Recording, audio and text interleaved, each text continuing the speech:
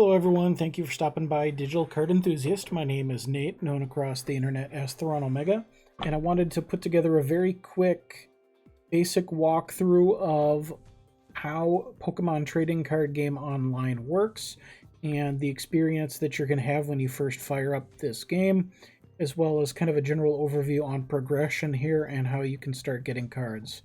While this is a beginner's guide, it's not so beginner in the sense that I'm not walking you through how to download the game or form an account.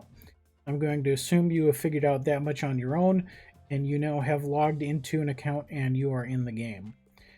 So when you are just starting the game for the first time, the game is going to make you go through basic tutorials here. We're not going to do these again for this video, but there are 5 tutorial battles that you need to go through.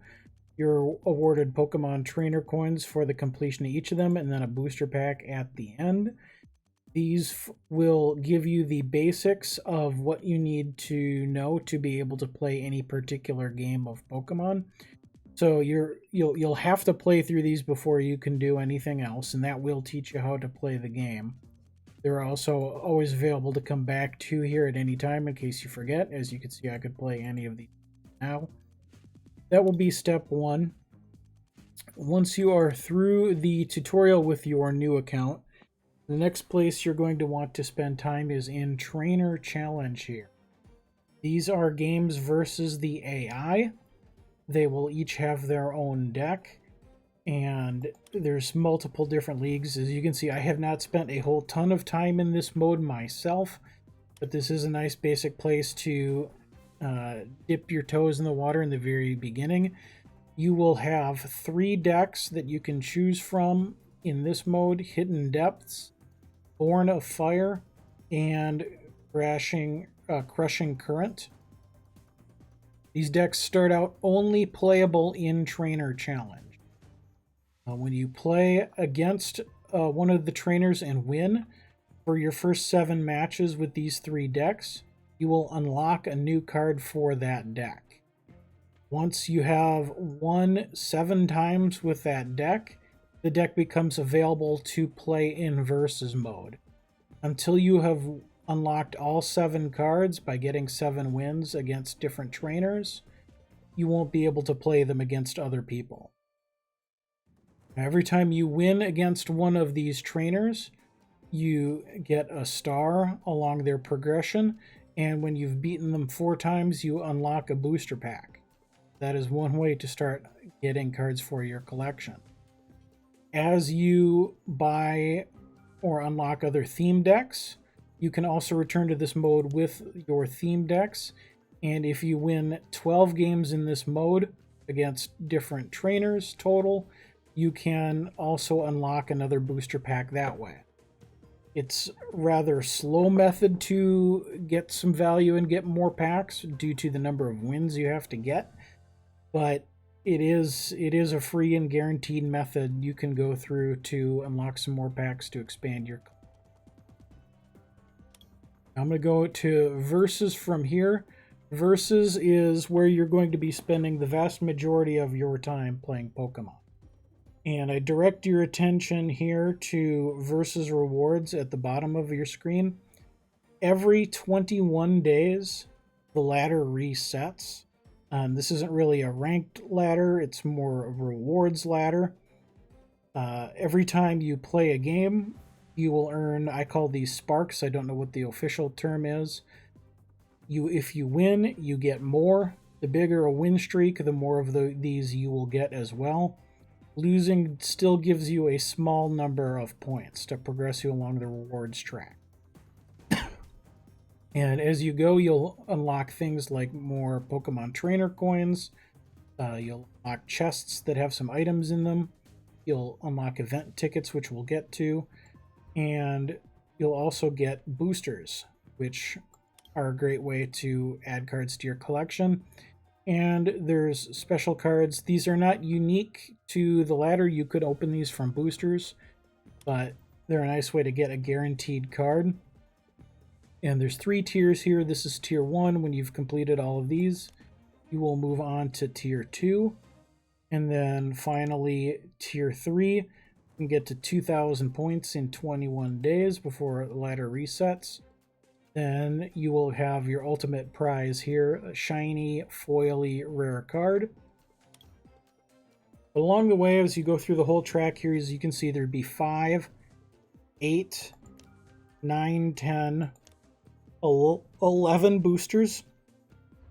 Rebel Clash is the latest set, so you're earning 11 boosters of the latest set as you go. With enough coins that you can buy, you could probably buy a couple theme decks with the coins you earn here, and the chests can include miscellaneous cards and some coins and other things in there. Also, every day is the daily versus win track. You get rewards basically up to your 11th win. After that, win number 12 and beyond, it's only 5 trainer coins, which really is not very much. But it is better than nothing. Otherwise, as you can see, rewards, the coin values gradually increase on your way to 10.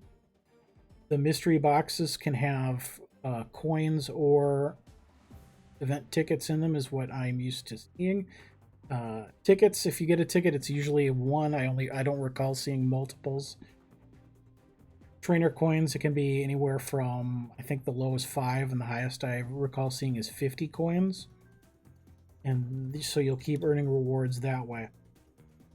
There are a few different modes of play. As a new beginner, I wouldn't worry about Legacy or Expanded. Legacy is pretty much every card in the game. Expanded is a greater selection of cards from across a pretty wide stretch of time. As the new player, Standard and Theme, particularly Theme, are where I would direct your focus early on. Standard is cards from the last 2 years. Theme deck is only theme decks. So as you can see here, I think Mental Might is a deck they give you so that you have at least one deck that can be played in multiplayer right off the bat. And then I completed 7 wins to have Hidden Depths here. The rest of these are theme decks purchased from the shop. I am a huge fan of theme deck battle because it's a pretty consistent power level basis, and there are currently 90 different theme decks available in the store. So there's quite a diverse array of different decks that you can play and that you can come up against. So you don't have to worry about feeling bad as a new player with a smaller collection or not much of a budget and playing Standard and running against people with super strong decks or a ton of rare cards. Here the decks are contained, you know what you've got. If you study the decks a little bit, you know what your opponent's going to have. I play Theme a lot and I enjoy it, and I'm going to continue unlocking theme decks. This actually may even continue to be my preferred way to play. I'm working my way on getting the all 90 theme decks, and I plan to individually, over time, do an overview video on every one of those decks on what their strategy is, what they're trying to do, and show off some gameplay. So those are your basic modes here. In collection, in this tab, it'll show you all of the cards that are in your collection. It defaults to Pokemon. It'll also show you trainer cards, energy. Now in Pokemon here, you'll notice there's 2 numbers next to every card at the bottom, or for most cards. The number on the left that's in a darker blue, this is tradable. This means you could trade this card away to somebody else. Trading, I'm not going to really go into in any detail in this video. I just want folks to understand what that means.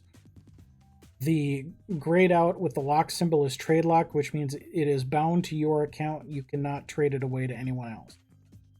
Anything that you buy from the coins that you get through play is going to be account locked, and anything that you earn through rewards is going to be account locked and not tradable. Anything that you unlock in events here, events are where you can go with the entry tickets you've earned, and I'll just show a theme here as an example. The rewards that you get from winning in events these are tradable. So for finishing first in a theme deck tournament, you would get 2 Rebel Clash boosters at the moment, or whatever the current set happens to be at the time, and those are tradable. But if you go to the store here and you buy a theme deck, or you pick a couple booster packs of a set, you are not going to be able to trade those. The cards you get are confined to your account.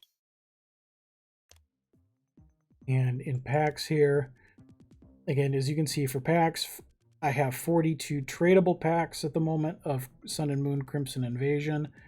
I have 2 packs of Unified Minds that are not tradable, so there's no reason not to open these up and add the cards to my account, because I can't do anything else with them. So we'll open up one just to show what a booster pack opening looks like on video here. You see, I don't have much for this set, so a lot of these are new cards. Salazzle Rare Foily. Ha! Doubles. Same rare in the pack. Okay. That is the first time I've ever seen that. I don't want people to think that is going to be your experience all the time. One in a foily version, and then another in the regular version. Gameplay, this tab, it's got different decks that you may have purchased, as well as your different coins that you've unlocked from decks. You can see this coin, I bought a paper copy of this deck, so I have a tradable copy of the coin. The Zacian coin, I bought the deck in-game with coins, so the coin is not tradable.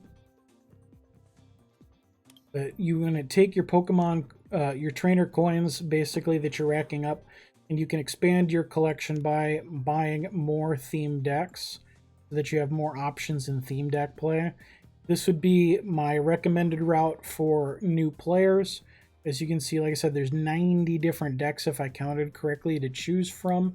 So you've got a huge variety of different options, and you can just keep playing through and collecting. Otherwise, if you're trying to gain a specific set, you can buy boosters here and get some cards from that set. Or you can use coins for a few cosmetic items like Charizard or Charmander sleeves or Bulbasaur sleeves or deck box. That's kind of the basic breakdown here. As a free-to-play player and playing this game, you can only play it free, in the sense that there is no way to spend money within the game itself. To spend money in the game, you would basically be buying real paper product of the game, and those would come with codes that you can redeem. I don't know, I haven't bought any paper boosters myself, so I don't know if it's one-to-one that every booster has a code for a booster in-game. But I do know the theme decks, if you buy the theme decks, they come with codes that you can redeem to unlock the same deck or your account in the trading card. That's kind of an overview of the basic areas of the game and the progression path. Again, you'll want to start with Trainer Challenge, but as soon as you have enough coins, 500 coins to buy a deck, I would buy a deck, and then I would devote most of my time to playing versus in theme with one of your decks to unlock more coins, to unlock more decks, and just continue going through that way. Along the way, unlocking boosters to start building a collection so that you could start building different standard decks to have a little bit of play in there. So hope this helps. I will be continuing to have more Pokemon TCG videos in the coming days. And for all your needs, stay here for Digital Card Enthusiast.